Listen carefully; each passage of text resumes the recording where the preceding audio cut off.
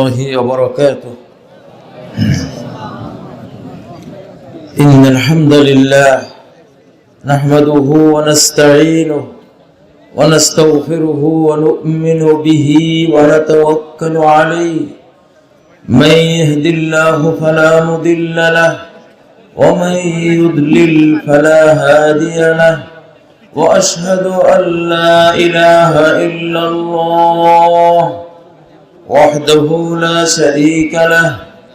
وأشهد أن محمدا عبده ورسوله. أما بعد فإن خير الحديث كتاب الله وخير الهدي هدي محمد صلى الله عليه وسلم.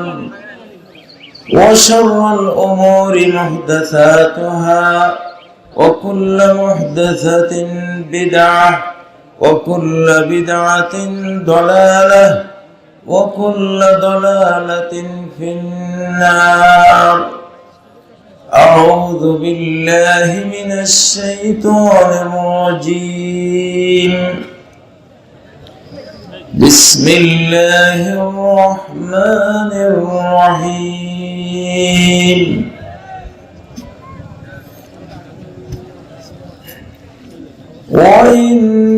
وإنما توفون أجوركم يوم القيامة فمن زحزح عن النار وأدخل الجنة فقد فاز. وما الحياة الدنيا إلا متاع الغرور.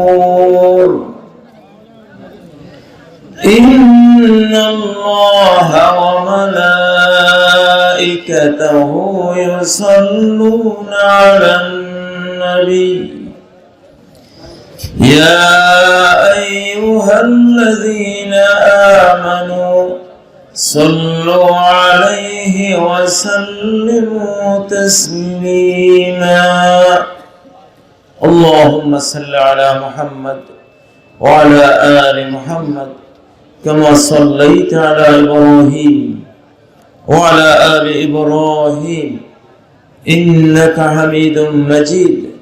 اللهم بارك على محمد وعلى آل محمد كما باركت على إبراهيم وعلى آل إبراهيم إنك حميد مجيد.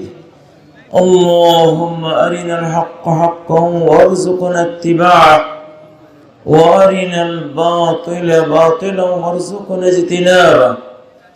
اللهم اجعل القرآن العظيم ربيع قلوبنا ونور صدورنا وجلاء حزننا وذهاب همنا وغمنا.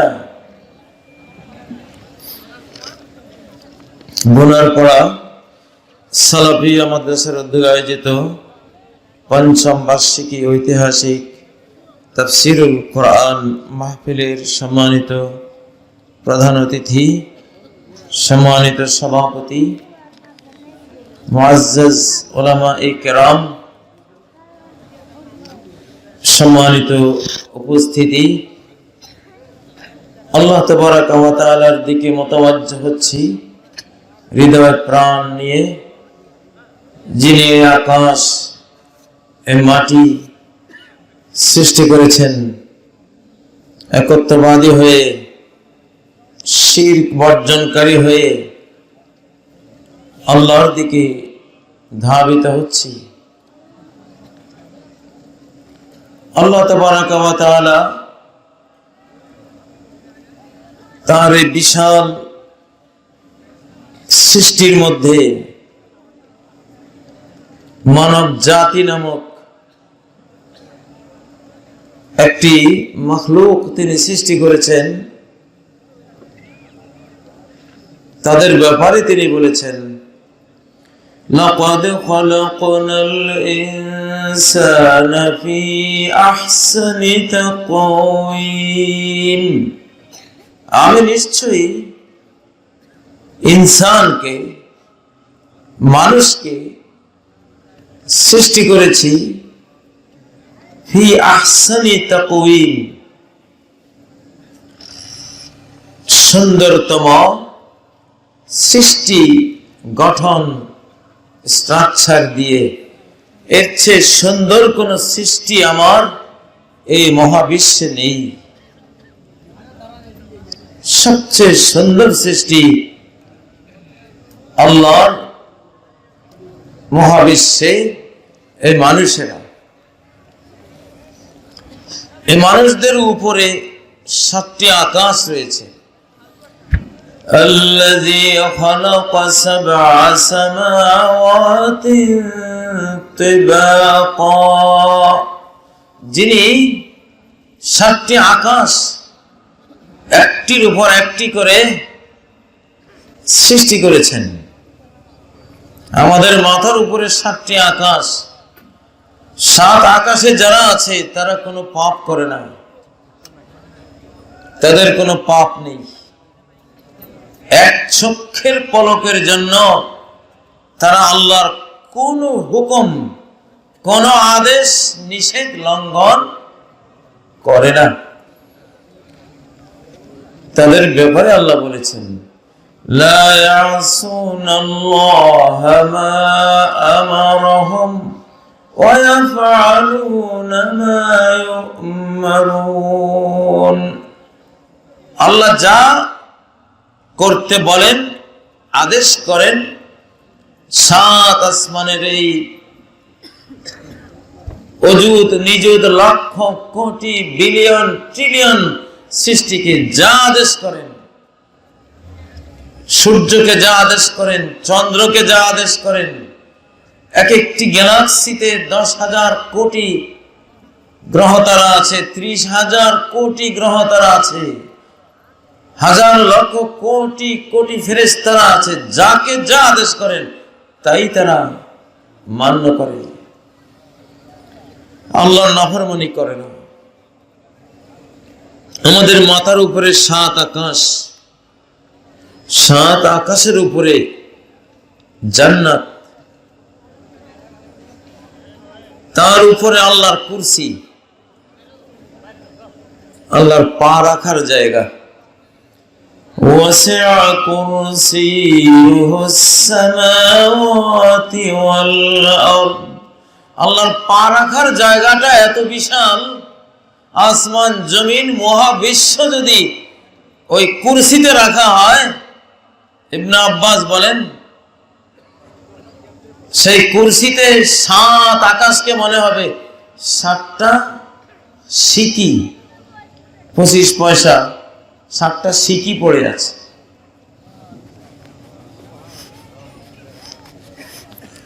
আবার আল্লাহ এত বড় যে মাসসামাওয়াতুস সাবউ ফি কাফির রহমান ইল্লা কাখরদালাতিন সাবআতিন ফি কাফি আহাদিকুম। 7 আকাশ আল্লাহর এক হাতের তালুতে রাখলে 7 আকাশকে মনে হবে 7টা সরিষা। তোমাদের কারো হাতের তালুতে 7টা সরিষা রাখলে যেমন হয়, 7 আসমান আল্লাহর হাতের তালুতে এতটা ক্ষুদ্র। অনেক বিজ্ঞানী ভাইরা আছেন, আসমান জমিনের জ্ঞান, বিজ্ঞান, অ্যাস্ট্রোনমি, জিওলজি, বায়োলজি এগুলো নিয়ে জীবন কভার করে দিয়েছেন, আর ভাবছেন আমি কত বড় সায়েন্টিস্ট। এই হাদিস থেকে বোঝা যায় যে 7 আসমান আল্লাহর হাতের তালুতে রাখলে আমাদের হাতের তালুতে রাখা 7টা সরিষার দানার মতোই ক্ষুদ্র মনে হবে। তাহলে যারা আসমান জমিনের জ্ঞান বিজ্ঞান স্টাডি করে মরে গেছে, এরা সব সরিষা বিজ্ঞানী। কি বিজ্ঞানী? সরিষা বিজ্ঞানী। কিছুই বুঝলো না। আসমান জমিন তোমার কাছে যত বড়ই হও, স্রষ্টার কাছে সরিষা। ঠিক নয় কি? কারা কারা সরিষা বিজ্ঞানী হতে চান? হাত তোলেন। আল্লাহ সম্পর্কে জানতে হবে, তিনি হলেন সবার ঊর্ধ্বে, জীবনে চাওয়া পাওয়া হলেন তিনি। এই গোটা মহাবিশ্ব যদি আমরা এক একজন পাই আর আল্লাহকে না পাই, লাভ না লস? লস। কেমন লস? সর্বহারা টাইপের লস। আর আল্লাহকে পেলাম আর কিছুই পেলাম না, সাপোজ আল্লাহকে যে পায় সবই পায়, আমি ধরলাম শুধু আল্লাহকে পেলাম আর কিছুই পেলাম না, লাভ না লস? কেমন লাভ? এর উপরে আর কোনো লাভ নাই। বাদশাহ হারুন আর রশিদের একটা নিয়ম ছিল, বছরে একবার দাস দাসীদেরকে উপঢৌকন দিতেন, মণি মুক্তা উপহার দিতেন। তো তিনি একদিন উপহার দিচ্ছেন, দাসীরা এসে এসে উপহার নিচ্ছে। একটা কালো কৃষ্ণাঙ্গী দাসী এসে সে উপহার নিল না, হারুন আর রশিদের মাথায় কপালে চুমু দিল। সে বলল, কি তুমি উপহার নিলে না? আমি তোমাকে চাই।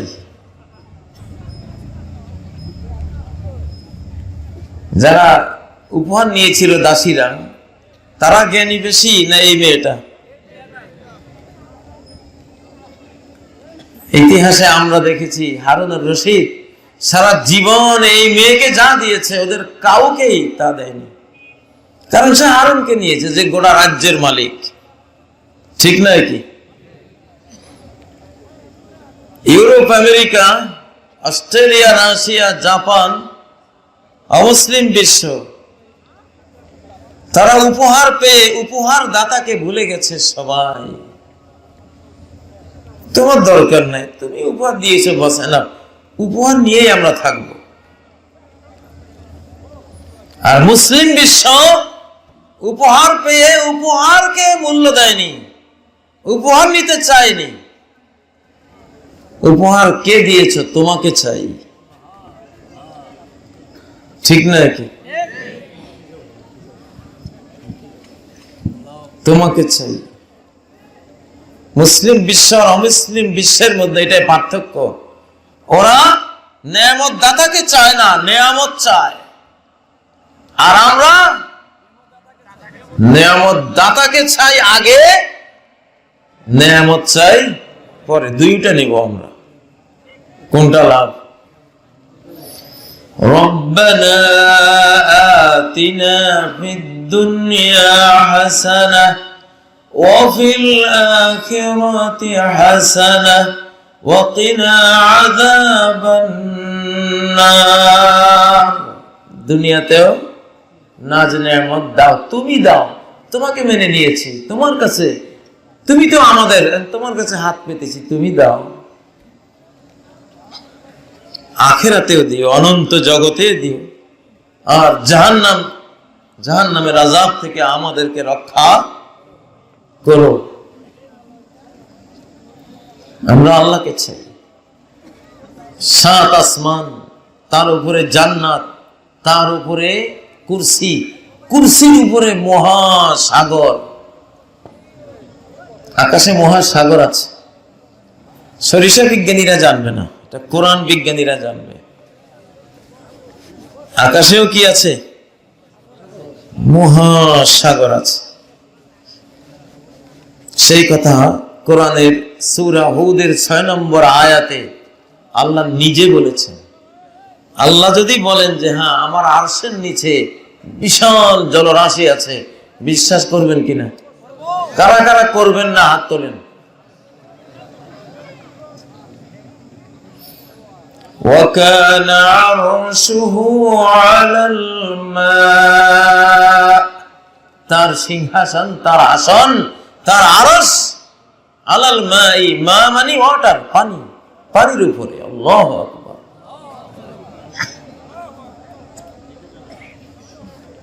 এবার আসেন জমিনের নিচে কি আছে? আমরা যেখানে বসে আছি এখানটার নিচে কি আছে? এই বছর আমি এই ওয়াজটা শুরু করেছি, ইয়াজুজ মাজুজকে হাজির করাবো, এই জন্য ওই ওয়াজটা লাগে। আমার গোটা ছাত্র জীবন, শিক্ষকতার জীবন ব্যাপী যেই মুশকিলটা আসান হয়নি, যে সমস্যাটার সমাধান হয়নি, এই বছর আল্লাহ সেটার সমাধান করেছেন। আমরা জানি ইয়াজুজ মাজুজ যাদের সংখ্যা কত ট্রিলিয়ন, কত হাজার কোটি, আল্লাহ ছাড়া কেউ জানে না। কিন্তু কোথায় ওরা আসবে পৃথিবীতে? কোত্থেকে আসবে? কোথায় আছে? ইয়াফেস ইবনে নূহ আলাইহিস সালামের এক ছেলে ইয়াফেস, তার সন্তানেরা, আমাদের তুরস্কের প্রেসিডেন্ট আরদোগান যে জাতির, তুর্কি জাতি, ইয়াজুজ মাজুজরা সেই জাতির সদস্য, আরদোগানের জাতি। তা আরদোগানরা তুর্ক, আরবিতে তারকুন মানে হলো পরিত্যক্ত, মুক্ত, ছেড়ে দেয়া হয়েছে তাদেরকে। কে ছেড়ে দিয়েছে এদেরকে? ইতিহাসের কোন যুগে এদেরকে ছেড়ে দেয়া হয়েছে? তুর্ক মানে যাদেরকে তরক করা হয়েছে, ছেড়ে দেয়া হয়েছে। বাদশা জুলকারনাইন যখন তুর্কি জাতির ফাসাদ থেকে আর্মেনিয়া, আজারবাইজান এই অঞ্চলের মানুষগুলিকে সেভ করার জন্য একটা বিশাল বাঁধ নির্মাণ করে দিয়েছিলেন, বাঁধের এই পাশে এরা রয়ে গেছে, তুরেকু, এদেরকে ছেড়ে দেওয়া হয়েছে এই পাশে।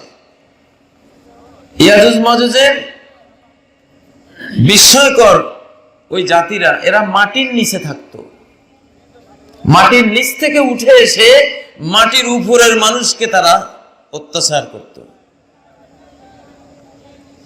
এখানেই হলো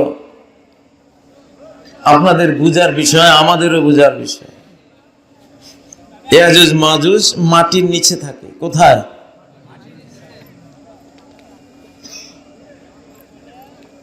মাটির নিচে আরো 6টি পৃথিবী আছে।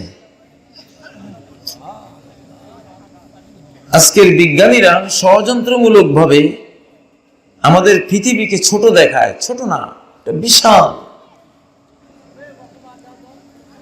বিশালতার দলিল কি? সারা কোরআনে আল্লাহ মহাকাশের সাথে পৃথিবীর কথা উল্লেখ করেন।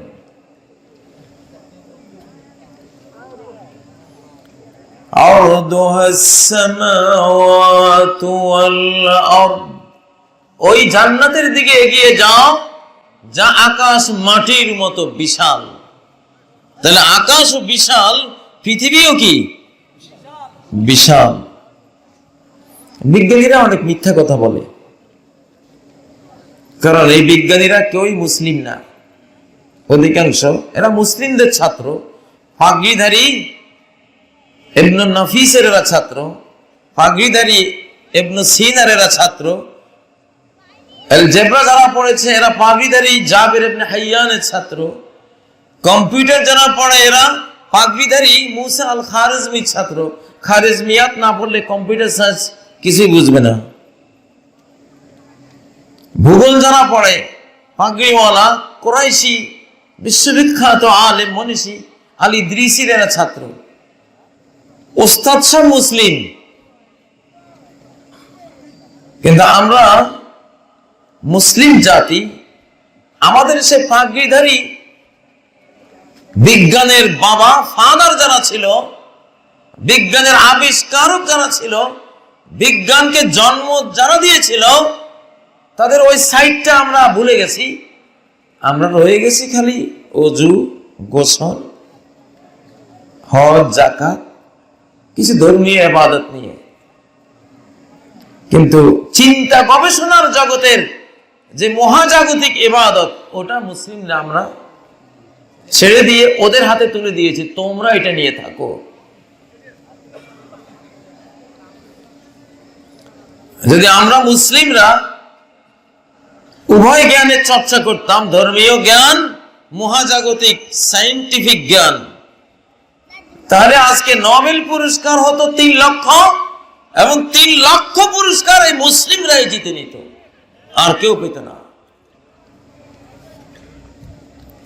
কিন্তু আমরা ভুলে গেছি। মাটির নিচে আরো 6টি পৃথিবী আছে, তারাও গুনাহ করে না। আমাদের মাথার উপরে 7টি আকাশ, এরাও গুনাহ করে না। যত গুনাহ সব আমাদের। এই মাঝখানে যেগুলি আছি আমরা, সেন্ট্রাল প্লেসে আল্লাহ আমাদেরকে সম্মান দিয়ে অনার করে এখানে রেখেছেন। উপকার করলে মানুষ ক্ষতি করে, কারো উপকার করলে, আপনি কারো উপকার করলে সে অবশ্যই আপনার ক্ষতি করবে। আল্লাহ আমাদেরকে সবচেয়ে সম্মানিত করে উপকারটা করেছেন, এই জন্য আমরা আল্লাহর ক্ষতির জন্য এক পায়ে দাঁড়ানো। দেবন মাদ্রাসার এক ব্যক্তি একদিন মাদ্রাসার মাঠ দিয়ে বৃষ্টির সময় পার হচ্ছে, একটা গরু তাকে এসে গুঁতা মারলো। সে দাঁড়িয়ে বলল, আচ্ছা আমি এই গরুটার কবে উপকার করছিলাম,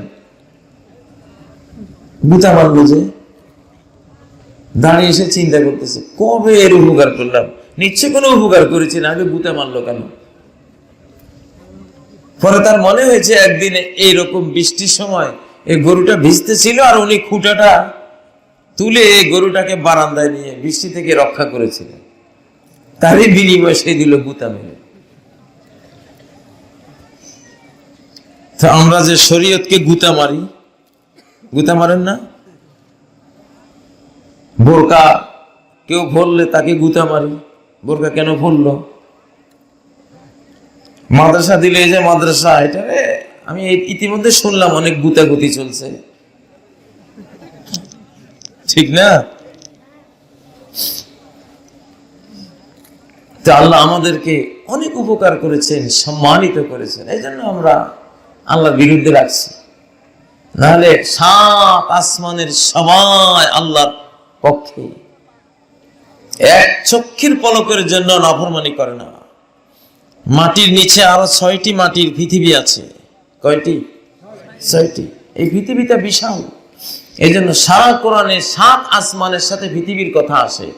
সূরা তালাকের 12 নম্বর আয়াত আল্লাহ বলেছেন, আল্লাহুল্লাযী খালাকা সাবআ সামাওয়াত, আল্লাহ সেই সত্তা যিনি 7 আকাশ সৃষ্টি করেছেন। আকাশগুলি কত বড়! মহাকাশে 1150 কোটি গ্যালাক্সি আছে। এক একটা গ্যালাক্সিতে 10,000 কোটি থেকে 30,000 কোটি চন্দ্র, সূর্য, গ্রহ তারা আছে।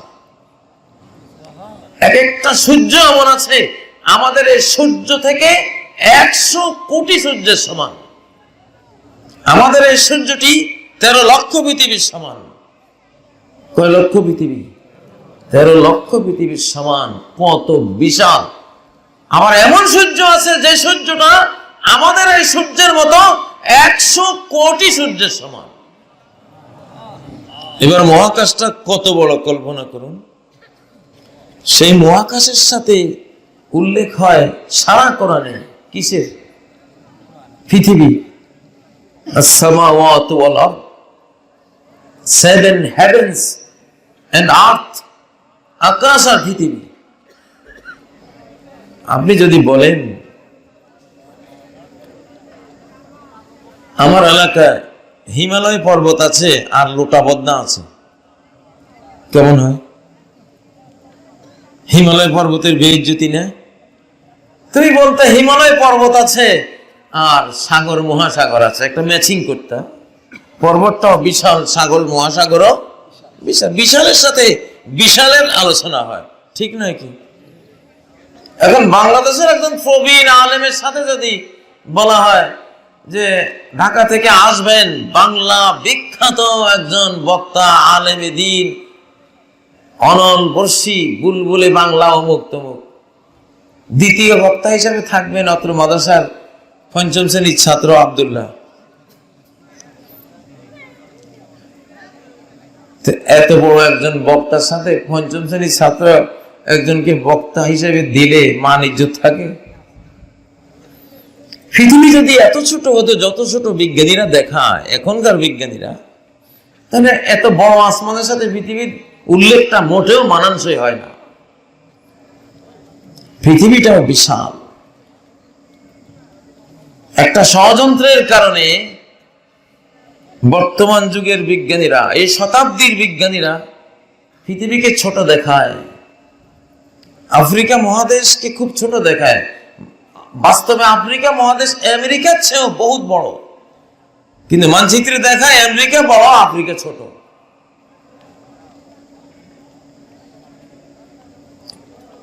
চক্রান্ত।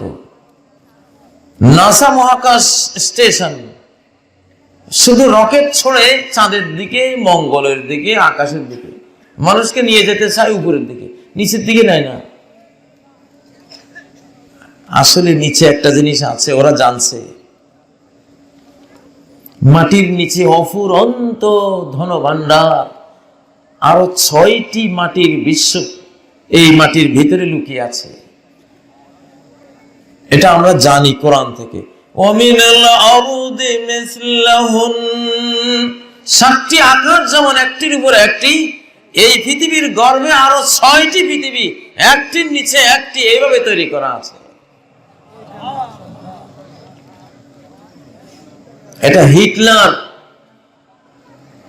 যে জানতে পেরেছিলেন, ফুয়েরার অ্যাডলফ হিটলার, জার্মানির হিটলার জানতে পেরেছিলেন, কারণ তিনি মুসলিমদের সাথে থাকতেন, তুরস্ক খেলাফতের সাথে থাকতেন।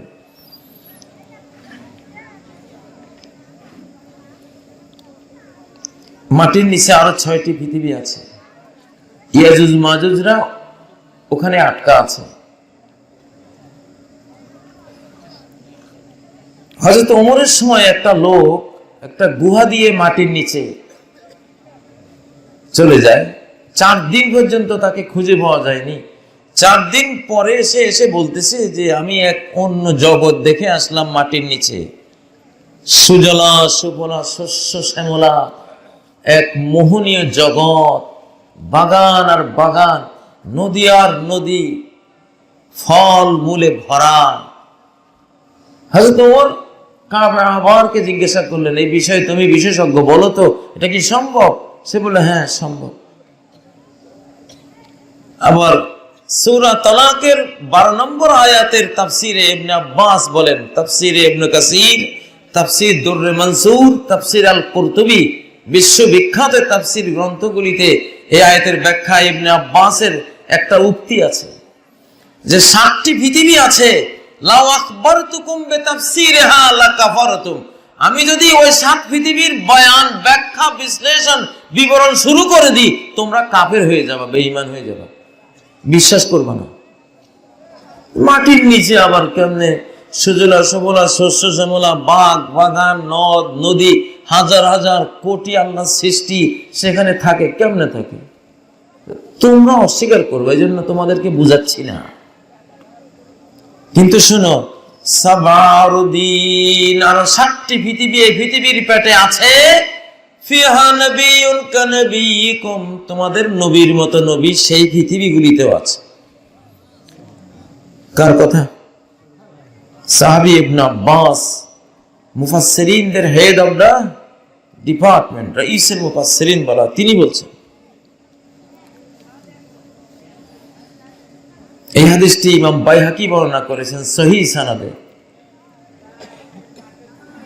ওগুলিতে তোমাদের নবীর মতো নবী আছে। ও আদামু কা আদম, এই পৃথিবীর আদমের মতো আদমেরা সেখানেও আছে। ও নূহন কা নূহিন, এই পৃথিবীর নূহের মতো নূহ আলাইহিস সালাম কয়েকজন 6 জন সেই 6টি পৃথিবীতেও আছে। ও ইব্রাহিমু কা ইব্রাহিম, ইব্রাহিম আলাইহিস সালামের মতো ইব্রাহিম ওই মাটির পৃথিবীগুলিতেও আছে। ও মুসা কা মুসা ওয়া ঈসা কা ঈসা, মুসা আলাইহিস সালামও আছেন আরো 6 জন, ঈসা আলাইহিস সালামও আছেন আরো 6 জন। মাটির পৃথিবী সেগুলিতে এমন মাখলুকরা আছে, লা ইয়াসুনাল্লাহ তারফাতা আইনিন কাত, এক চক্ষের পলকের জন্য আল্লাহর নাফরমানি করে না ওরা। ইবলিস নাই ওখানে, আকাশেও ইবলিস নাই, আমাদের মাথার উপরে ইবলিস নাই, আমাদের পায়ের নিচেও ইবলিস নাই। যত ইবলিস সব আমাদের এখানে। এই গ্রামের নাম কি না? বোনারপাড়া। বোনারপাড়া যত ইবলিস, এই পৃথিবীতে যত ইবলিস, নিচেও নাই উপরেও নেই। আমি চিন্তা করলাম উপরেও সব ফেরেশতার মতো সৃষ্টিরা, নিচেও সব ফেরেশতার মতো নিষ্পাপেরা, মাঝখানে পাপীগুলিরে আল্লাহ কেন রাখলেন? সম্ভবত এই জন্য যে এদের এই পাপের কারণে আল্লাহর যে আক্রোশ, জিদ, গজব, রাগ আসে, ওই রাগ থামাবার জন্য আল্লাহ যখন নিচের আল্লাহর সেই ইবাদত গুজার আল্লাহর বন্ধু টাইপের সৃষ্টির দিকে তাকান, আর উপরের 7 আসমানের জিবরাইল, মিকাইল, ইসরাফিল, ট্রিলিয়ন ট্রিলিয়ন ফেরেশতাদের দিকে তাকান, তাদের তাসবিহ শোনেন, গুণগান শোনেন, তখন এই মাঝখানের এই শয়তানগুলি, এই মনে কষ্ট দেয়া পাপগুলি আল্লাহ তাআলা একটু মনে হয় ক্ষমা সুন্দর দৃষ্টিতে দেখেন। যাক, এগুলি নষ্ট হলে কি হবে? উপরেও ভালো, নিচেও ভালো। নষ্টটা মাঝখানে রেখে উপরে ভালোটা, নিচেও ভালোটা রেখেছেন, ব্যালেন্স করেছেন। হিটলার অভিযান চালিয়েছিল দক্ষিণ মেরুর দিকে। তার বিজ্ঞানীরা অভিযান চালিয়ে অ্যান্টার্কটিক মহাদেশ দিয়ে মাটির নিচের বিশাল রাজ্য, আমেরিকা জার্মানির সমান এক রাজ্য তারা দেখে এসছে, যার নাম হলো সম্বালা রাজ্য। সেই সম্বালা রাজ্যের রাজধানীর নাম হিটলার দিয়েছে আগত্তা। বার্লিন জাদুঘরে এই তথ্যগুলি লেখা আছে, যেটা ইবনে আব্বাসের তাফসীর, কোরআনের বক্তব্য, হাদিসের বক্তব্যের সাথে 100 মিলে যায়। ভিয়েতনামের রাজধানী হ্যানয় থেকে 500 কিলোমিটার দক্ষিণে বিশাল একটা জঙ্গলে সুড়ঙ্গ আছে, সংদং সুড়ঙ্গ। সেই সুড়ঙ্গ দিয়ে মাটির নিচে গেলে দেখা যায় আকাশ, বাগ, বাগান, নদ, নদী, এক ধরনের সৃষ্টি, ভয়ঙ্কর সৃষ্টি। তাদেরকে গুলি করলেও মারা যায় না। চীন কিছুদিন আগে একটা সুড়ঙ্গ পেয়েছে, এটা দিয়ে ঢুকলে রোদ দেখা যায়, সূর্যের আলো। এখানে আমার সমস্যাটার সমাধান, ইয়াজুজ মাজুজ যাদের এত সংখ্যা যে পৃথিবীর সমস্ত মিষ্টি পানি পান করে শেষ করে ফেলবে। লা ইয়ামুরুনা আলা মাইন ইল্লা শারিবু, যেই কোনো পানি তারা পাবে পান করে শেষ করে ফেলবে। আজকের 850 কোটি মানুষ মিলে বাংলাদেশের যমুনা বা পদ্মা নদীর পানি পান করে শেষ করতে চাইলে পারবে না কোনোদিন। কিন্তু ওদের সংখ্যা তাহলে কত অকল্পনীয় যে ওরা গোটা বিশ্বের পানি পান করে উড়িয়ে ফেলবে। ইয়াজুজ মাজুজ এই গ্রামেও আসবে অবশ্যই, এই জন্য বলে গেলাম, ওদের বার্তা দিয়ে গেলাম কোরআন থেকে, যারা আসবে ওরা মাটির নিচে আছে।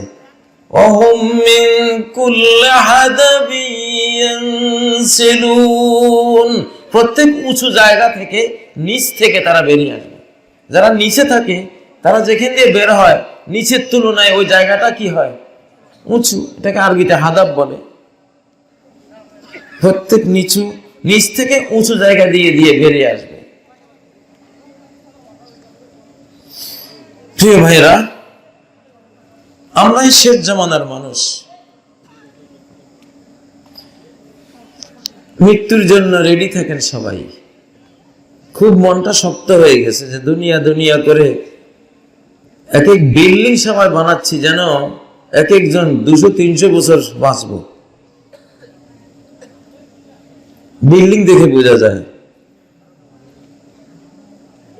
নবীজির ঘর দেখে বোঝা যেত যে উনি মনে হয় আগামীকালে চলে যাবেন। মাটির ঘর। ওমরের অর্ধ পৃথিবী শাসনের পার্লামেন্ট ছিল একটা খেজুর পাতার কোণে ঘর। অর্ধ পৃথিবী করেছ শাসন, ধুলার তখ্তে বসি, খেজুর পাতার প্রসাদ তোমার বারে বারে গেছে খুশি। ওদের হৃদয় নরম ছিল। পৃথিবীতে আমরা মুসাফির, প্রবাসী। সফরের মধ্যে কেউ কক্সবাজার দেখতে গিয়ে কক্সবাজারের কূলে বিল্ডিং বানায় না, বরং একটা ছাতির নিচে কয়েক ঘন্টা থাকার জন্য 60-65 টাকা দিয়ে একটা টিকিট কিনে। ও জানে এখানে কতক্ষণ থাকবো, ঠিক কিনা? এই যে নবীরা এই জাতীয় ঘরবাড়ি বানাতেন না, যে ঘরবাড়ি দেখলে বোঝা যায় যে আমি কয়েকশো বছর যেন বাঁচবো। ওয়াতাত্তাখিযুনা মাসানিআ লাআল্লাকুম তাখলুদুন, এমন ঘরবাড়ি বানাও, ঘরবাড়ির শক্তিমত্তা, হার্ডনেস দেখলে মনে হয় যেন তোমরা চিরস্থায়ী বাসিন্দাই পৃথিবী। আমি বাংলাদেশে বহু নদীর কূলে কূলে সফর করেছি, পদ্মা, মেঘনা, যমুনা নদীর কূলে কূলে সফর করেছি। কোন নদীর কূলে আমি বিল্ডিং দেখিনি, সব টিনের ঘর, সনের ঘর। আবার টিনের ঘরগুলো নদীর কূলে কেমন বানায়, আস্তা ঘরটা আপনি মাথায় করে নিয়ে দৌড় দিতে পারবেন,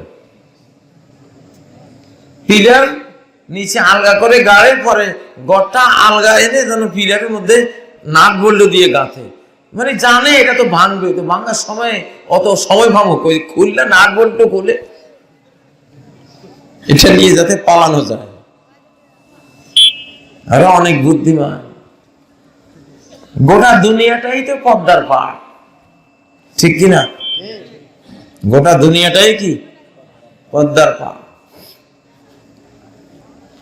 বর্তমান বিশ্ব এক ভয়াবহ মহাযুদ্ধের মুখে দাঁড়িয়ে আছে, যে মহাযুদ্ধে 600 কোটি মানুষ হারিয়ে যাবে। দ্বিতীয় বিশ্বযুদ্ধে 5 কোটি মানুষ মরেছিল, এবার মরবে 600 কোটি। মোবাইলে একগুলো গেম খেলা আছে, এগুলি দাজ্জালের, ফ্রি মিশনারি, ইলুমিনাটি, গোপন সংস্থারা ছাড়ে। একটা গোল জিনিস আর একটা গোল জিনিস মারে, ওই গোলটা বিস্ফোরণ হয় নাই, উধাও, ঠিক না? একটা দিয়ে একটাকে আঘাত করে আর ওটা উধাও হয়ে যায়। তৃতীয় বিশ্বযুদ্ধটা হবে এই টাইপের। মোবাইলে তো একটা গোল বিন্দুকে উড়িয়ে দেয়, এবার পরমাণু মেরে একটা রাষ্ট্রকে মোবাইল গেমের স্টাইলে একটা রাষ্ট্র উড়িয়ে দেবে। 20 কোটি, 30 কোটি, যত কোটি থাকুক, সেটা উড়িয়ে দেবে।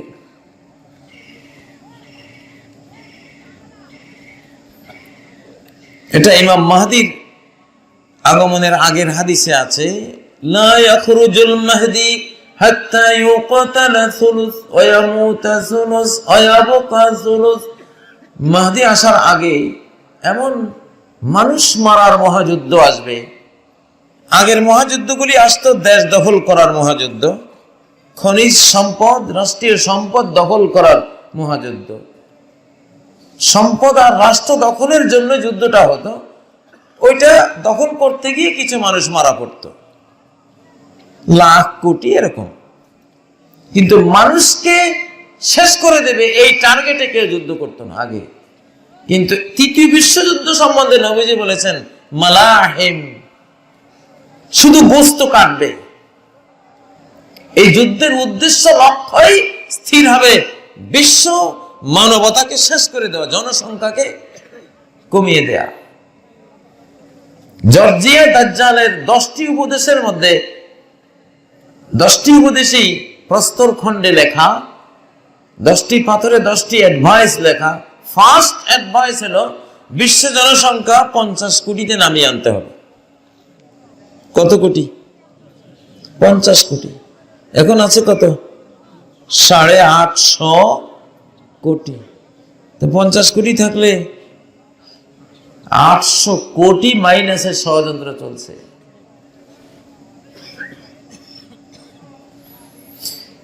এই জন্য যারা খাবার খেয়ে কোমল পানি পান করেন, কোমল পানির মধ্যে ওরা জন্ম নিয়ন্ত্রণের ওষুধ দিয়ে রাখছে, যাতে এটা খেলে বাচ্চা কাচ্চা না হয়। মানুষ মারার কৌশল এখন বিভিন্ন। এখন জন্ম নিয়ন্ত্রণ করে যখন ইহুদি, জায়নিস্ট এবং ক্যাথলিক খ্রিস্টান এরা যখন দেখলো বিশ্ব জনসংখ্যা নিয়ন্ত্রণে আসে নাই, জন্ম নিয়ন্ত্রণ সত্ত্বেও বিশেষ করে মুসলিমরা এগিয়ে যাচ্ছে। তখন বুদ্ধি বের করলো, জন্ম নিয়ন্ত্রণের ট্যাবলেট কেউ খেলো কি খেলো না, ওটা দিয়ে হবে না। যে খাবার এরা সবাই খাবে, ওই খাবারের মধ্যে ক্যান্সারের উপকরণ ঢোকাও। খাদ্য খাবে, ক্যান্সার হয়ে মারা যাবে।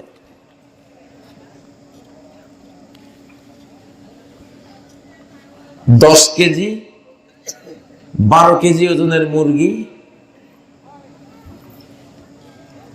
এটা রাঁধতে গেলে আলাদা পানি লাগে না, গোস্ত থেকে পানি বের হয়, পানির কাজ সেরে যায়।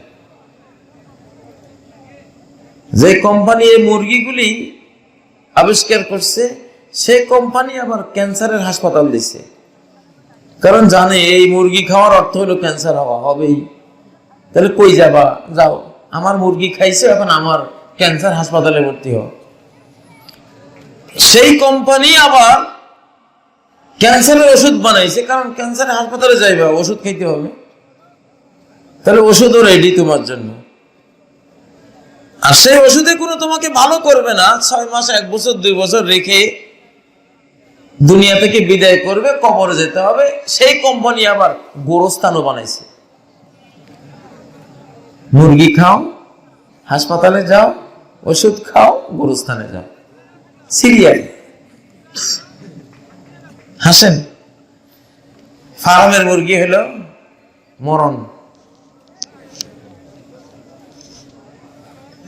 আমরা যে মুরগিগুলি খেয়েছি আমাদের শিশুকালে, হুন্ডার নিচে পড়ে একটা মুরগির কল্লা পড়ে গেছে, মুরগিটা কল্লা ছাড়াই উড়ে দিয়ে পুকুরে ওই পড়ে গিয়ে বসছে। আর এখন কল্লা সহই মুরগিটা এতটুকু বেড়া অতিক্রম করতে পারে না লাভ দিয়ে। এই মুরগি খাইয়া তোমার অবস্থা কি হবে?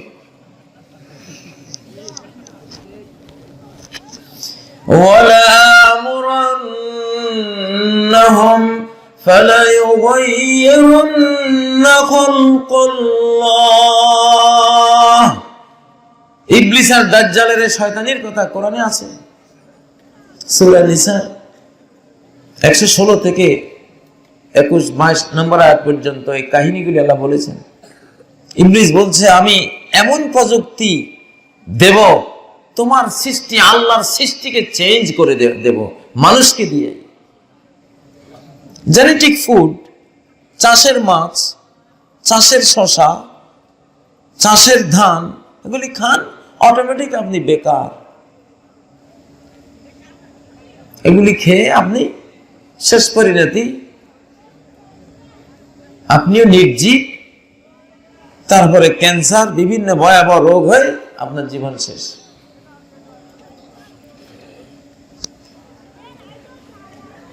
যে আমি আদেশ করব, আদেশ করার পরে আল্লাহর সৃষ্টিকে মানুষ নিজ হাতে চেঞ্জ করে দেবে, পরিবর্তন করে দেবে। আমি এই জন্য কোম্পানির কোনো খাবার খাই না, চেঞ্জ হয়ে যাওয়া কোনো খাবার খাই না। খেলে দেশিটা খাবো, না খেলে বাদ।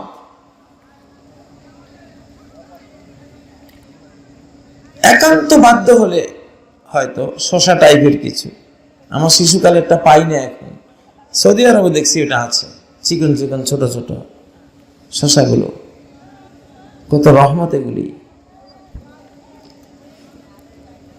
মুরগির ডিম এতটুকু, এত বড় বানাইছে কে? ইবলিস।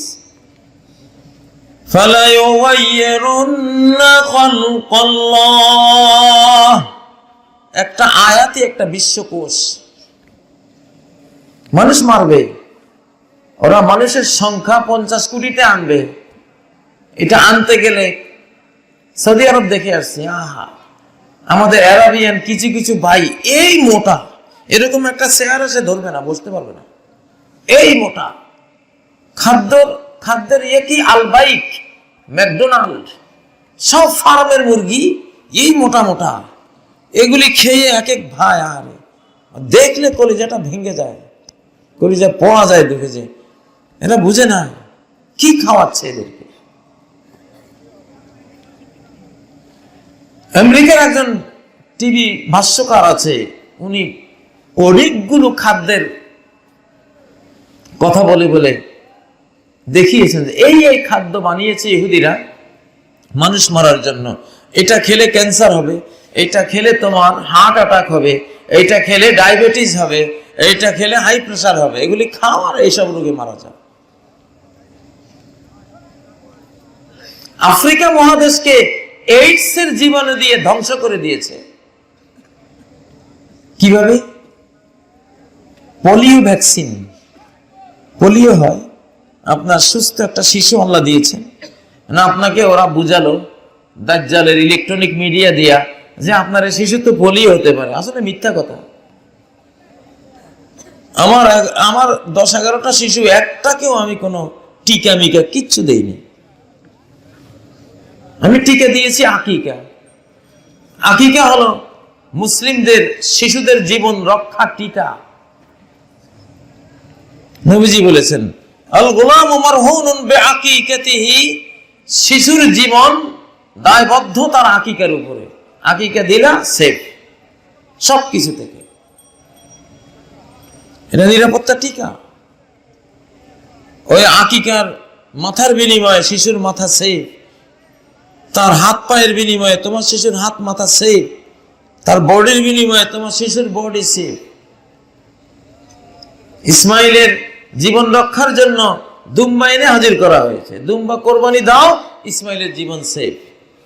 ওয়াফাদাইনাহু বিযিবহিন আযীম, আমি তার জীবন রক্ষা করেছি একটি মহান জবাইকৃত পশুর মাধ্যমে। Quranic science. জানের বদলে জান, তুমি আল্লাহর পথে উৎসর্গ করো, তোমার বা তোমার শিশুর জান সুরক্ষিত হবে। আফ্রিকা মহাদেশকে কোটি কোটি মানুষকে এইডস আক্রান্ত করে ফেলেছে পোলিও ভ্যাকসিনের ভিতরে এইডস এর জীবাণু ঢুকাইয়া। পোলিও ভ্যাকসিনের মধ্যে এইডস এর জীবাণু ঢুকাই দিছে। একটা মহাদেশ এইডস দিয়া ভরাই দিছে ওরা।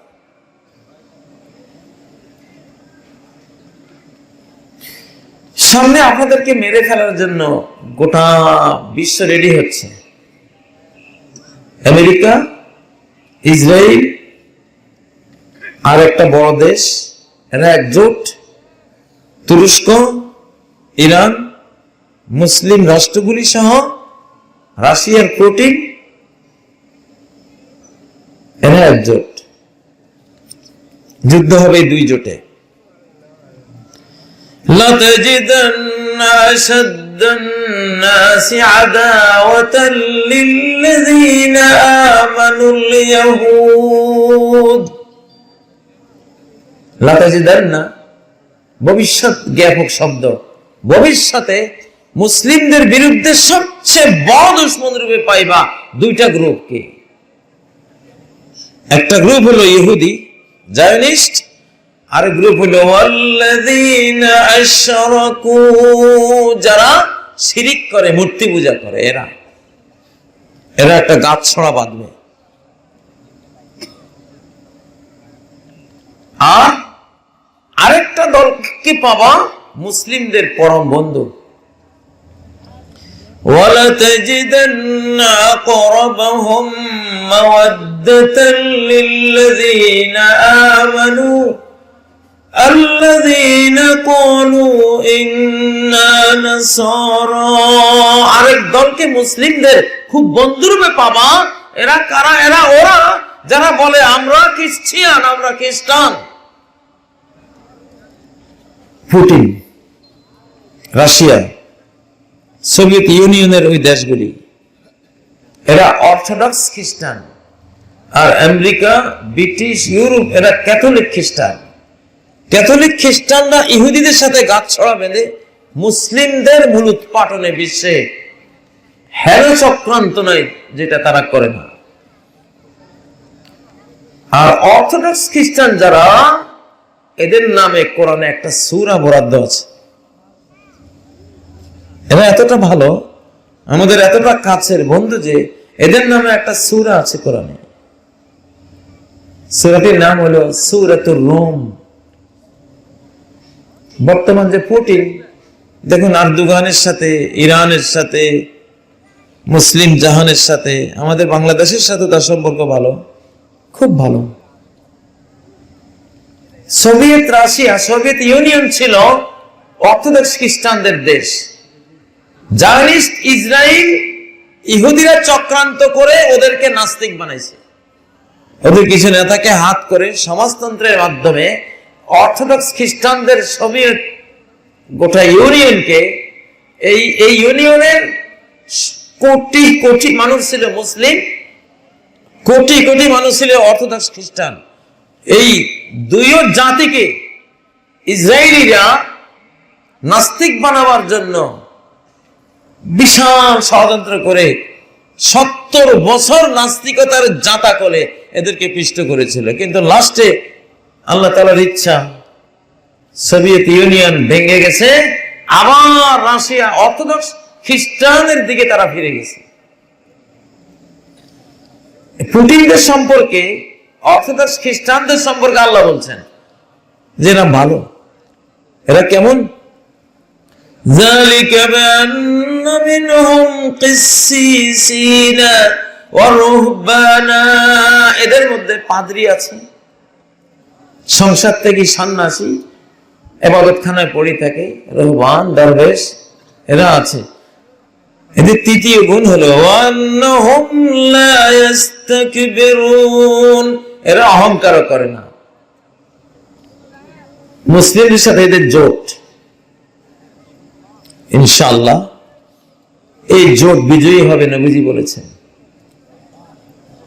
রাশিয়ান জোটটা সাতুসালিহুনা আর-রুমা সুলহান আমিনা ফাতাগজুনা আনতুম ওয়া হুম আদুওয়ান মিন ওয়ারাইহিম ফাতুনসারুনা ওয়া তাগনামুনা ওয়া তাসলামুন। তোমরা রোমরা, বাইজেন্টাইন রোম অর্থাৎ সোভিয়েত ইউনিয়নের এরা একটা জোটবদ্ধ হবে, একটা শত্রুর সাথে যুদ্ধ করবে তোমরা। ফাতুনসারুন, তোমাদেরকে আল্লাহর পক্ষ থেকে সাহায্য করা হবে। ওয়াতাগনামুন, অনেক লুণ্ঠিত সম্পদ তোমরা লাভ করবে। ওয়াতাসলামুন, এবং নিরাপত্তা পাবে। আল্লাহ হয়তো আমাদেরকে দয়া করবেন ইনশাআল্লাহ। আমরা যারা বেঁচে থাকবো, ইমাম মাহদী এসে তাদেরকে নিয়ে গোটা বিশ্বকে, 7 মহাদেশকে আল কোরআনের আওতায় নিয়ে আসবেন ইনশাআল্লাহ। এখন যে মাদ্রাসার সাথে গুতাগুতি চলছে, আগামী দিনে এই কোরআন না জানলে চাকরি পাবেন না, চাকরিও পাবেন না, ব্যবসা বাণিজ্য সুবিধা করতে পারবেন না। কারণ কোরআন হাদিসের মাসলা না জানলে মার্কেট আউট হয়ে যেতে হবে। আপনি বাজারে ব্যবসা করতে যাবেন, এদিকে আসো, তুমি বেচা বিক্রির ইসলামী বিধান পড়ছো? যদি বলেন পড়ি নেই, যাও, এই বাজারে ব্যবসা করতে পারবো না। বেচা বিক্রির ইসলামী বিধান যারা জানতো না, হযরত ওমর ফারুক তাদেরকে তার বাজারগুলি থেকে বাহির করে দিতেন। চলবে না। হালাল কোনটা, হারাম কোনটা, ভেজাল কোনটা, কিভাবে লেনদেন করতে হয় জানতে হবে। এই জন্য স্কুলে পড়লেও আমি তো পরামর্শ দিয়ে যাচ্ছি, প্রত্যেকটা স্কুলে হেফজখানা খোলা উচিত। আমি যে স্কুলটা দিয়েছি ঢাকায়, এবার রোজ ইন্টারন্যাশনাল স্কুল, একটা ইংলিশ মিডিয়াম স্কুল, ব্রিটিশরা চালায়। ব্রিটিশদের সাথে আমরাও যোগ দিয়েছি। সেই স্কুলে দিয়েছি হেফজখানা, 400 ছাত্র আমার এক শাখাতেই, এবং কোরআনের 10 পারা পর্যন্ত ইংলিশ মিডিয়াম ব্যাখ্যা, তাফসীর, আরবি, ইংরেজি, বাংলা। বুঝলেন না? শিশুরা কোরআন পড়বে, ইহদিনাস সিরাতাল মুস্তাকিম, guide us to the straight পথ, আমাদেরকে সরল পথ দেখান। 10 পাড়ার মুফাসসির হয়ে বের হচ্ছে ইংলিশ মিডিয়াম ব্রিটিশ স্কুল থেকে।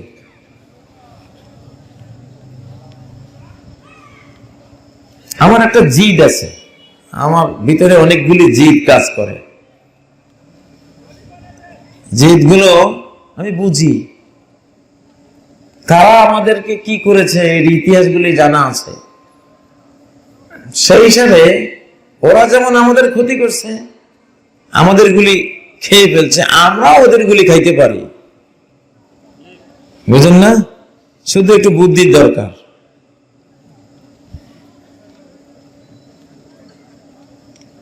যে বিজাতিরা আমাদের 11 ইহুদি আর লর্ড ম্যাকলে 11 ইহুদি আর লর্ড ম্যাকলে মিলে আমাদের শিক্ষা ব্যবস্থা ধ্বংস করে ব্রিটিশ চালিত স্কুল কলেজ শিক্ষা ব্যবস্থা দিয়েছে। দিয়েছে লর্ড ম্যাকলে আর 11 ইহুদি। লর্ড ম্যাকলে 1835 সালে ব্রিটিশ পার্লামেন্টে ভাষণ দিয়েছিলেন। যে ভাষণে তিনি বলেছিলেন, সমগ্র ভারতবর্ষ ঘুরে একটা ভিক্ষুকও আমি দেখি নেই, এত উন্নত শিক্ষিত জাতি এরা। এমন একটা সুশিক্ষিত উন্নত শক্তিশালী জাতিকে পরাভূত করা, পরাজিত করা আমাদের পক্ষে সম্ভব না, যতক্ষণ এই শিক্ষা ব্যবস্থা এদের মধ্যে থাকবে। যদি এদেরকে শাসন করতে হয়, দখল করতে হয়, পরাভূত করতে হয়, তাহলে এদের এই শিক্ষা ব্যবস্থা ধ্বংস করে, স্বদেশী শিক্ষা ব্যবস্থা ধ্বংস করে পরদেশী শিক্ষা ব্যবস্থা প্রবর্তন করতে হবে। যে শিক্ষা ব্যবস্থার অধীনে পড়ালেখা করে গ্রাজুয়েশন নিয়ে, ডিগ্রি নিয়ে এরা রক্তে মাংসে হবে ভারতবর্ষীয়, চিন্তায়, চেতনায়, কল্পনায়, আদর্শে এরা হবে ইউরোপীয়। স্পিরিট, চেতনায় এরা স্বদেশী হবে না, দেশপ্রেমিক হবে না, ইউরোপ প্রেমিক হবে। তখন আমাদের পক্ষে সম্ভব এই বিশাল জাতিকে দখল করা, পরাজিত করা, পরাস্ত করা। আপনাদেরকে আকাশে তোলার জন্য ওরা স্কুল কলেজ বানায়নি, আপনাদেরকে কবরের নিচে নামাবার জন্য বানিয়েছে। এবং নেমেছেন। মুসলিম জাতি আজকে সবার জুতার বাড়ি খাচ্ছে। কেন? যেদিন আমরা কোরআনের ধারক বাহক ছিলাম, সবার মাথার উপরে ছিলাম আমরা। ব্রিটিশ পার্লামেন্টে ওরা বক্তৃতা দিয়েছে, মুসলিম উম্মাকে যদি নিচু করতে চাও, এই কোরআন থেকে ওদেরকে দূরে সরাও। 1 নম্বর, 2 নম্বর, ওদের মেয়েগুলিকে বের করে দাও ঘর থেকে, তাহলে শেষ।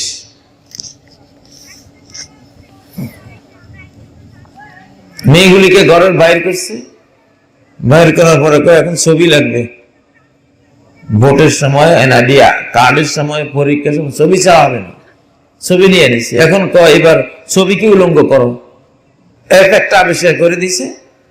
ছবি তো আছেই, কার স্ত্রীর মেয়ে ছবি নেই ওদের কাছে? সবার আছে। এখন একটা অ্যাপ দাজ্জাল আবিষ্কার করে দিছে, মোবাইলে একটা ক্লিক করলে আপনার স্ত্রীর বোরকা, ড্রেস আছে, চোখের পলকে নাই, আস্ত উলঙ্গ হয়ে দাঁড়িয়েছে ওদের সামনে।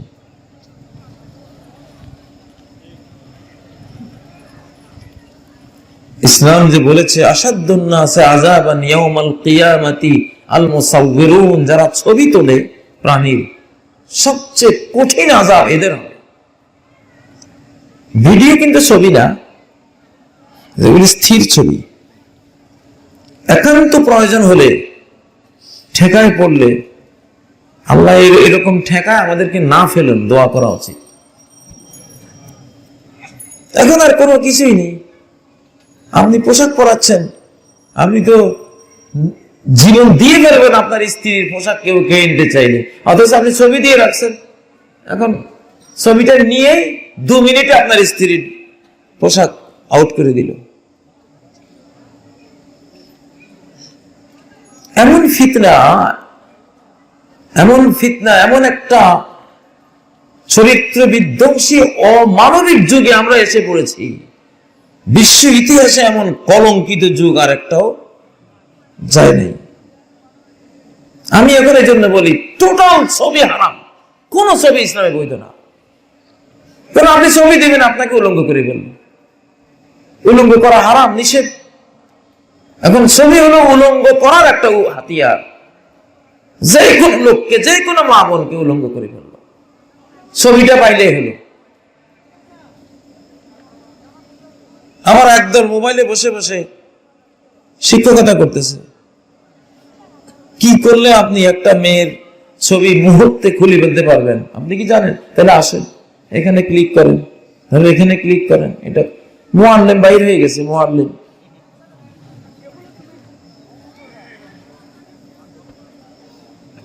কত বড় ক্রিমিনাল এবং পাপী অপরাধী এরা। মানুষের পোশাক খসানো সীমিত পর্যায়ে, টয়লেটে মানুষের জন্য বৈধ, তার প্রয়োজন। স্বামী স্ত্রীর একান্ত রুমে, নিভৃত রুমে, এটা ওখানেই সভ্যতা, বা ওখানে এটা সুন্দর তাদের জন্য, ওখানে এটা সুন্দর না, ওখানে এটা মাপ, সরি। এছাড়া পৃথিবীর কোথাও এই উলঙ্গপনা, সকল সভ্যতা, রুচিশীল মনুষ্যত্ব, আখলাক, নৈতিকতার টোটাল বিপরীত। এটা ঠিক নয় কি? একদিন এক হিন্দু ভদ্রলোক আর এক মুসলিম স্টিমারে বসে বসে লুঙ্গি আর ধুতি নিয়ে ঝগড়া করতেছে। হিন্দু ভদ্রলোক, আমি কোন জাতির বিরুদ্ধে বলছি না, এটা কাহিনী। হিন্দু ভদ্রলোক ধুতি পরা, সাদা ধবধবে, বিশাল ধুতি, 12 হাত লম্বা। তুমি বললেন এই মুসলিম,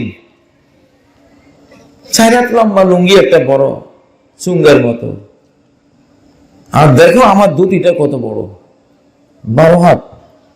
সারা শরীরে পেঁচাইলেও আরো থাকে, সেগুলি পোটলা বাঁধে পকেটে থুই। তুই কি বললি এটা? এখন ধুতিওয়ালা ভদ্রলোক শিক্ষিত, আর মুসলমানটা বেচারা অশিক্ষিত, গ্রামের লোক। আর বেচারা তো চুপ করে দিয়েছে, উত্তর দিতে পারতেছে না। ঠিক আছে, লুঙ্গি একটা কদ্দুর, আর ধুতি একটা কত বড় বিশাল, আর মুসলমানটা হেরে যাচ্ছে। আমার বাংলা টিচার, আমাকে যিনি লক্ষ্মীপুর এক মাদ্রাসায় বাংলা পড়িয়েছেন, বাংলা সাহিত্য যার কাছে পড়েছি, উনি বসা ওখানে। তিনি বললেন যে জনাব, আপনি অনুমতি দিলে আমি আমার মুসলমান ভাইয়ের পক্ষ থেকে আপনার উত্তরটা দিতে পারি। ঠিক আছে, ঠিক আছে, বলেন। কারণ আপনারা জাত ভাই, আমি লুঙ্গির বিরুদ্ধে বলেছি, আপনি উত্তর দিতেই পারেন। তা আমার ওই স্যার বলতেছে হিন্দু ভদ্রলোককে, ভাইজান আপনি কুকুর দেখেছেন? হ্যাঁ দেখেছি। লেজটা কত বড়, বিরাট। আর ছাগল দেখেছেন? দেখেছি। লেজটা কতটুকু? কিন্তু কে না জানে কুকুর আজীবন ল্যাংটা, এত বড় লেজ হলে কি হবে? আর ছাগল আজীবন সতর ঢাকা, এতটুকু হলে কি হবে? ছাগল একটা ছোট হলেও শালীন, কোনদিন সতর খোলা দেখা যায় না। আর ধুতি পরলে যতই পেছান, কার ভিতরে কি আছে বলা যায় না, সবই দেখা যায়। সতর ঢাকা হয় না। এটা ছাগলের পর্যন্ত আল্লাহ তাআলা উলঙ্গপনা রাখেন নাই। কুত্তা একটা জাতি, উলঙ্গটা যে বিশ্রী হতো এটা বোঝাবার জন্য সিনারিওতে আল্লাহ কুত্তা রাখছে। দেখ কত খারাপ লাগে, বিশ্রী। কিন্তু শালীন প্রাণী, বিড়াল বলেন, ছাগল বলেন, গরু বলেন, পৃথিবীর যত প্রাণী, প্রায় সবগুলি কত সুন্দর সিস্টেমে ঢেকে রাখা, ঠিক নয় কি?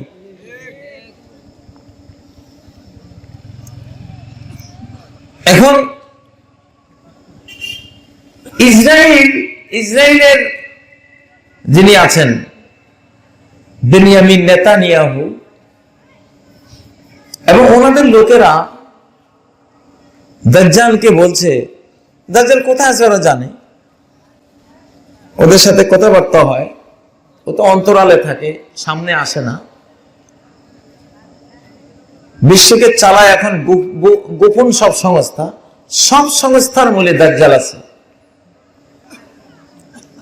এটা আমেরিকায় বহিরিয়ানরা বছরে 2 সপ্তাহ দাজ্জালের পূজা করে। সারা বিশ্বের যত বড় বড় রাষ্ট্রনায়ক সবাই ওই বহিরিয়ানে যায়, জঙ্গলের ভিতরে গিয়ে 2 সপ্তাহ দাজ্জালের ইবাদত করে আসে। এরা দাজ্জালকে বলতেছে, সারা বিশ্বের কোন মানুষ কি চায়, কোন মানুষ স্বামী কেমন, স্ত্রী কেমন, ওর মেয়েরা কেমন, সব ডাটা আমাদের হাতে। মোবাইল, এই যে মোবাইলটা আমার সামনে আছে, এটা থাকার অর্থ হলো আমার ছবি, আমার বক্তৃতা, আমি যা বলছি করছি সব এই মোবাইলের মূল যাদের হাতে, ওরা সব মনিটর করতেছে, দেখতেছে, সব দেখতেছে। আপনি স্বামী স্ত্রী আপনাদের ঘরে একটা মোবাইল বা কম্পিউটার বা আইপ্যাড রেখে ঘুমাইছেন, আপনাদের সব কর্মকাণ্ড ওদের কাছে, আর সব ছবি ওখানে বসে, এখান থেকে হাজার হাজার মাইল দূরে বসে ওরা তুলে নেবে। এরা বলে যে এই ইলেকট্রনিক নেটওয়ার্ক দিয়ে আমরা এই পৃথিবীর সময়কে হাতের মুঠে নিয়ে আসি। আপনি ব্যাংকে হাজার হাজার কোটি টাকা রেখে একটা পাসওয়ার্ড দিলেন, এই পাসওয়ার্ড ছাড়া খোলা যাবে না। পাসওয়ার্ড দিয়েছেন কার হাতে, কার কাছে, পাসওয়ার্ডটা গেছে কোথায়, আমাদের হাতে আইছি। পাগল তো বুঝে না, সেটা মনে একটা দিছি পাসওয়ার্ড আর কেউ পারবে না। আমাদের কাছে তো 1-2 ব্যাপার। যারা এই যন্ত্র বানাইছে, যারা ইলেকট্রনিক এগুলি বানাইছে, এই পাসওয়ার্ডটা ওদের কাছে চলে গেছে। আপনার স্বামী, আপনার স্ত্রী, আপনারা কি গোপন প্রেমের আলাপ করেন, করতে পারেন, এটা ভ্যালিড আপনাদের জন্য। আপনারা আবার পাসওয়ার্ড দিয়ে বন্ধ করে রাখেন, ওরা বলারে পাগল, ওরা বুঝে, এগুলি তো সব আমাদের কাছে। স্বামীটা কি বললো আর বউটা কি বললো সব আমরা শুনছি।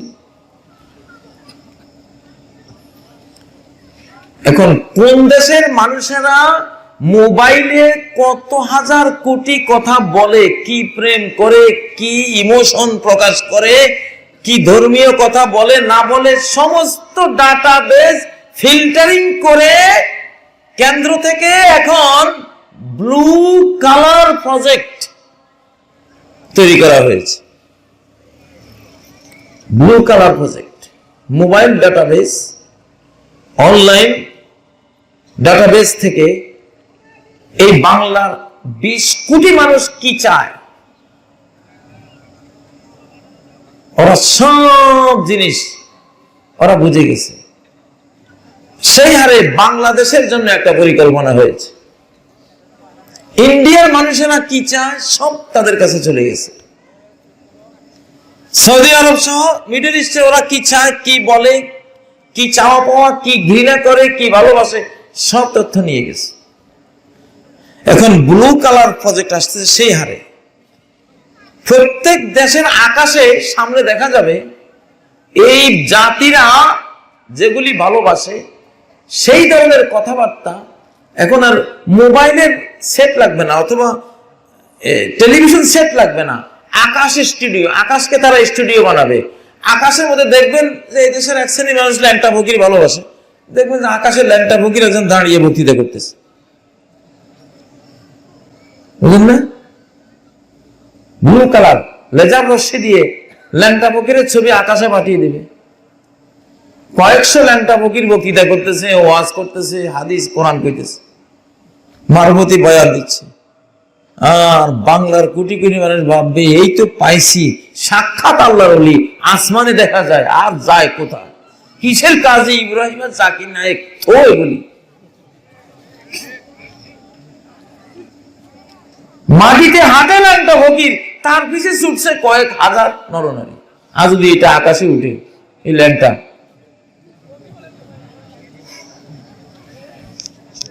বেশ 2-3 বছর থেকে আমি একটা জিনিস শুনে আসছি, কেউ কিছু না বুঝলেও এর মর্মটা আমি বুঝতাম।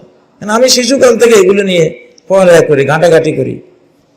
কিয়ামতের আলামত কি, ইমাম মাহাদি কি, এর আগে কি হবে না হবে, এটা আমার সামনে ক্লিয়ার। সংবাদটা কি? বাংলাদেশের তথাকথিত একজন পীর সাহেব বলছেন যে আমার ছবি চাঁদে দেখা যায়। আমি তখন থেকে সন্দেহ করতাম যে এমন একটা ষড়যন্ত্র বিশ্বে আসতেছে। ঠিক এখন ক্লিয়ার যে ব্লু নীল কালার, নীল রং প্রজেক্ট আবিষ্কার করেছে। কোন দেশের মানুষ কি ঘৃণা করে, কি ভালোবাসে সব জেনে গেছে। ওইটার সাথে ম্যাচিং করে মহাকাশে দিয়ে দিবে। হঠাৎ করে দেখবেন যে শাহজালাল, শাহপরান, খান জাহান আলী, শাহ গরিব নেওয়াজ সব ওয়াজ করতেছে আসমানে দাঁড়ায় দাঁড়ায়। এবং ওরা প্রজেক্ট নিয়েছে পৃথিবী থেকে 100 কিলোমিটার উপর থেকে একটা গম্ভীর আওয়াজ দিয়ে কমান্ড করবে, প্রচার করবে যে ওগুলি আল্লাহর আওয়াজ, আল্লাহ বলতেছেন। সেই ফিতনা আসতেছে। নবীজি যে বলেছেন আকবরু ফিতনাতিন মুনযু যারা আল্লাহু যুররিয়াতা আদম ইলা কিয়ামিস সাআ, যে দাজ্জাল আদম সৃষ্টি থেকে কিয়ামত পর্যন্ত সবচেয়ে বড় ফিতনা, বিপর্যয়, ঈমান বিধ্বংসী মহা দুর্যোগ, মহা সাইক্লোন হলো এই দাজ্জালটা। কেন সে এত ভয়ঙ্কর? কেন? কি আছে তার কাছে? এগুলি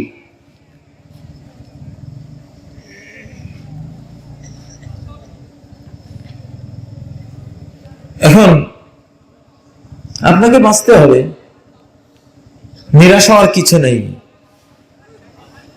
টোটাল বর্তমান বিশ্বটা, আগামী যুদ্ধগুলি হবে মিরাকল টু মিরাকল, অলৌকিক দিয়ে অলৌকিকের মোকাবেলা। শেষ পর্যায়ে অস্ত্র কোনো কাজে আসবে না। দাজ্জালের কোনো বিমান বাহিনী থাকবে এটা হাদিসে নাই। দাজ্জালের কোনো ট্যাঙ্ক বাহিনী থাকবে এটাও হাদিসে নাই। তার কোনো ক্ষেপণাস্ত্র ইউনিট থাকবে এটাও হাদিসে নাই। তার কোনো পরমাণু ইউনিট থাকবে এটাও নাই। সে প্রকৃতিকে ব্যবহার করবে, গোটা বিশ্বকে মানব জাতির বিরুদ্ধে ইউজ করবে। সাগরকে আপনার বিরুদ্ধে ইউজ করবে। সাগরের পানি সব আশ্রয় মারবে আপনার গায়ের উপরে। এক রাষ্ট্রের উপরে গোটা সাগরে পানি চালিয়ে দেবে হার্প প্রযুক্তি দিয়ে। তার এই প্রযুক্তির কথা হাদিসে এসেছে সহিহ মুসলিমে, ইয়ামুরুস সামা ফাতুমতির, আকাশকে কমান্ড করবে বৃষ্টি দাও, বৃষ্টি দেবে। যদি পাথর মারতে বলে পাথরও মারবে। অল আরদা ফাতুমবিত, জমিনকে কমান্ড করবে ফল ফসল উৎপন্ন করো, সাথে সাথে উৎপন্ন করবে। সূর্যকে আটকে দেবে, ইয়াউমুন কাসানাতিন, প্রথম দিন হবে 1 বছরের সমান লম্বা। দিনকে লম্বা বানিয়ে দেবে। আপনি পারবেন একটা দিনকে 3 দিনের সমান লম্বা বানাতে? সে প্রকৃতিকে মানব জাতির বিরুদ্ধে ব্যবহার শুরু করবে। এমন মিরাকল প্রযুক্তি তার হাতে আসতেছে। এই জন্যই সামনের যুদ্ধে এই ইহুদি জাতি যারা বিশ্ব প্রকৃতিকে মানুষের বিরুদ্ধে ইউজ করছে, ভূমিকম্প তৈরি করে দিয়ে মেরে দেবে, অস্ত্র লাগবে না, হার্ব প্রযুক্তি দিয়ে বাংলার নিচে ভূমিকম্প তৈরি করে দেবে, সুনামি তৈরি করে দেবে। এজন্য হাদিসে আছে যে তুকাতিলুনাল ইয়াহুদ, ইহুদিদের বিরুদ্ধে তোমরা যুদ্ধ করবে। হাত্তা ইয়াখতাবি আল ইয়াহুদি ওয়ারাআল হাজারি ওয়াস শাজার, এক একটা ইহুদি পাথরের পিছনে ফলাবে, গাছের পিছনে ফলাবে। ফায়াকুলুল হাজার ওয়াস শাজার, পাথর বলবে, গাছ বলবে, ইয়া আব্দুল্লাহ ইয়া মুসলিম, হে আব্দুল্লাহ হে মুসলিম, তাআল এদিকে আসো, খালফি ইহুদিয়ুন, আমার পিছনে ইহুদি পালিয়েছে, ফাকতুলহু, ওরা হত্যা করো তুমি। যেহেতু ইহুদি জাতি বিশ্ব প্রকৃতিকে আমাদের বিরুদ্ধে ইউজ করবে, বিশ্ব প্রকৃতি ইহুদিদের অ্যান্টি হয়ে যাবে। বিশ্বের সমস্ত গাছ ইহুদির বিরুদ্ধে যুদ্ধে নামবে। গাছ বলে দিচ্ছে আমার পিছনে ইহুদি, পাথরগুলি ইহুদির বিরুদ্ধে লাগবে, কারণ পাথরগুলিকে ইহুদিরা মুসলমানের বিরুদ্ধে ব্যবহার করেছে। আল্লাহর এই পৃথিবীর ধূলিমানি সহ ওদের দুশমন হয়ে যাবে। ইল্লাল গরকাদ, একটা বৃক্ষ আছে ইহুদিরা পোষে, সেই গাছের নাম হলো গরকাদ। ওই গাছের পিছনে ইহুদিরা পালাইলে গাছ বলবে না যে আমার পিছনে ইহুদি আছে। এই জন্য ইসরায়েলে এখন সব গারকাত গাছের বাগান, গোটা ইসরায়েল ব্যাপী গারকাত বৃক্ষের বাগান লাগাইছে ওরা। কারণ আমাদের হাদিসে তারা করছে যে এই গাছ ওদেরকে সেভ করবে। জৈতুন, অলিভ অয়েলের গাছ সব কেটে কেটে কেটে সব লাগাচ্ছে গারকাত বৃক্ষ, বাগান আর বাগান। আমাদের এই জ্ঞানগুলি, হাদিসের এই ভান্ডারের জ্ঞান বিজ্ঞানগুলি সব ওরা স্টাডি করে সারছে, কিন্তু আমরা জানি না। যাই হোক, সম্মানিত ভাইগণ,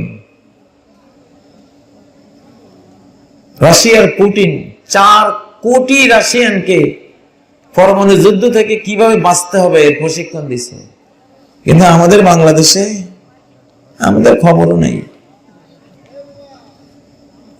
নবীজি বলেছেন যে একটা যুদ্ধ আসবে, সেই যুদ্ধ থেকে বাঁচার কোনো উপায় থাকবে না মাটির নিচের বাংকার ছাড়া। সূরা কাহফ হলো অ্যান্টি দাজ্জাল সূরা। নবীজি বলেছেন মান হাফিজা 10 আয়াতিন মিন আওয়াইলি সূরাতিল কাহফি উসমা মিনাদ দাজ্জাল। সূরা কাহফের প্রথম 10 আয়াত কেউ মুখস্থ করলে দাজ্জাল থেকে সে সেফ থাকবে। এবং সূরা কাহফের বিস্ময়কর ইনফরমেশন হলো ওখানে ধর্ম বাঁচাবার জন্য, জীবন বাঁচাবার জন্য 7 যুবক গুহার ভিতরে গিয়ে আশ্রয় নিয়েছে, ফলে বেঁচে গেছে। 309 বছর ওরা ঘুমিয়েছিল গুহার ভিতরে। এখান থেকে একটা লাইট পাওয়া গেল, আগামী 3য় বিশ্বযুদ্ধে বাঁচতে গেলে গুহার ভিতরে ঢুকতে হবে। এই জন্য গুহার সূরাটা কোরআনে রাখা আছে। এবং গুহার সূরার মধ্যে যে 4টা বড় বড় ঘটনা